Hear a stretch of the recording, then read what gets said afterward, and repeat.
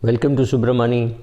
If you are also asking the question, what is happening at GameStop, you are at the right place. And what is GameStop? GameStop is a company in the US which was languishing around $20 in December, and January saw the price go up to $300. This is a classic case of short squeeze. I'll tell you what is long, what is short, and what is a short squeeze.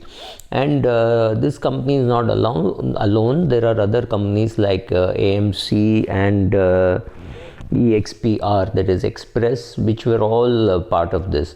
Now this is what we would call the short squeeze, but this time it is the Reddit style. What happens is when you like a company and you think it has great prospects ahead, you go and buy the share. So let's say Tata Power was available not long ago at 30 rupees.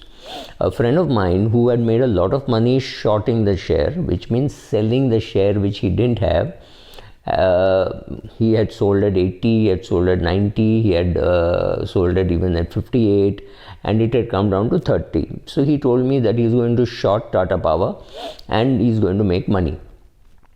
Luckily for me, he listens to me, and I said, don't short Tata Power. What is the upside in shorting Tata Power at 30? It can go to zero. If it goes to zero, you make 30 rupees. So I told him, a Tata Group company which was in A group for long has dropped to 30 simply because of some changes in the index. Having dropped to 30, I told him it's not going to drop further. So you would make more money going long, which means buying the share, right? So let me explain two words. Going long is a word which you must have heard in the markets. Means you are positive about a company and you wish to buy it.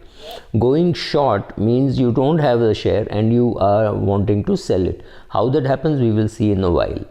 So he actually bought Tata Power at 30 and made money because he sold off at about 50, 52. Now I think the price is around 75. So you can make money when the share goes up if you are long, and you can make money when the share goes down and if you are short. What happened in Tata Power was it was being moved out of the Sensex. So it was losing its status in those indices which are big, and therefore everybody knew that these index funds would come and sell it on a particular date when it is actually removed.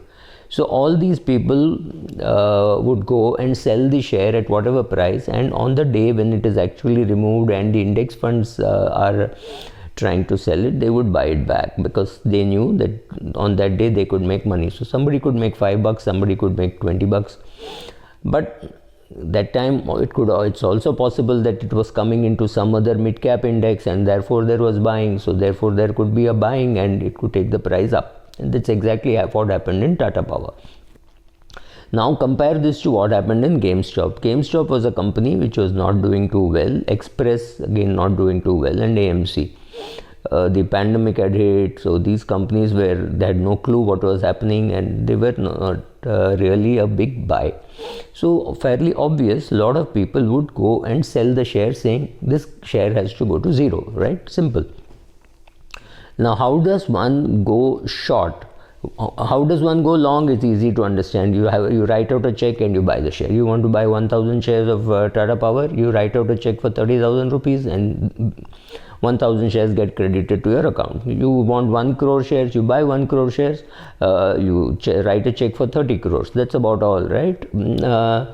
But if you thought that GameStop is not a good buy at $20 and you thought you should short it, what you do is you go and borrow shares. Who lends you these shares? Big shareholders, mutual funds, individuals, all those maybe insurance companies. They are the people who can lend you that share, and that lending mechanism happens through let's say the National Stock Exchange. So it is a good product for a big holder to, somebody holding 2 crore shares or 5 crore shares can give away 50 lakhs or 1 crore shares and make some money because you would get rent for lending, right? Exactly how you rent out your house, you could rent out your share. So people go borrow and they sell it, and they hope that when the price comes down, they will be able to buy it. Now, what can happen technically? Everybody can borrow, and there can be more shares lent than the shares which you intended to sell. A lot of people have borrowed and sold. So technically, if somebody starts buying, you have a problem. You sold the share at $20 and then the price went up. What you have to do is now buy it in the market, and you have to return the shares, right? You bought the shares, you borrowed the shares, you sold it. Now you have to buy it in the market and deliver it. Exactly when you are trying to buy, many people are trying to play the same game. So everybody is buying. So you had sold at $20 and now you find that you have to buy it at $22. When you go to actually buy it $22, it becomes 24, 28. There is excessive buying. There is a Reddit group which created this buying. So coordinated buying by a lot of people took the price to $300, right? This is what happened. So if you know how to go long, you have to write a check, but to go short, you have to borrow the share. Technically speaking, when you go short, you can lose a lot of money. The loss mathematically is infinite because you sold a share at $20. Suppose you have to cover that share at $2,000. How much is your loss? It's about almost $2,000, right? It is $1,980 per share. Now, if you have short sold 1,000 shares or 10,000 shares, it will completely wipe you out. And you have to do that, and you have to keep paying margins. So it's a very dicey game. I'll do a separate video on this, why you should not be going short if you're a retail investor. So this is what happens. To go long, you write a check and you buy it. What is your downside? The amount of the check. So if you bought 1,000 shares of Tata Power at 30 rupees and it went to zero, your loss would be 30,000 rupees. Now you sold Tata Power at 30 rupees and today you have to cover at 80 rupees. Your loss is 50 rupees. So 50 rupees into 1,000 shares is about 50,000 rupees. But suppose you have to cover it at 200 rupees, then your loss would be 170 into 1,000, 1,70,000. So technically speaking, on the shorts, your losses can be indefinite. However, in Indian conditions, there are a lot of restrictions as to who can do, how much you can do, what can be an open position that each person can hold, and the margins. And these kind of things cannot happen in shares like Tata Power, which is largely traded, very widely held, right? It can happen only in some share which you have never heard of, and suddenly somebody will boost it up, and you will find the price going from 20 to 200. A short squeeze can happen. Unfortunately or fortunately, in India, our regulator is actually much better than SEC as far as these things are concerned.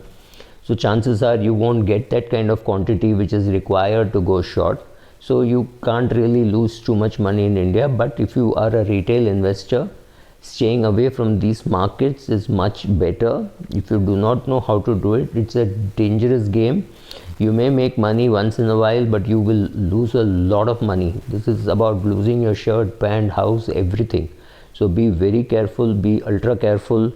I can't emphasize more as to what happened in GameStop can wipe out people. A lot of people would have been wiped out. There is a political angle also where Robinhood traders were not allowed to trade. There's a class action suit that requires a special video. But I hope you understood what is going long, what is going short, and what happened in GameStop. And same thing, Express and AMC, all of them went through the same thing. This is in simplest words what happened in GameStop. Thank you.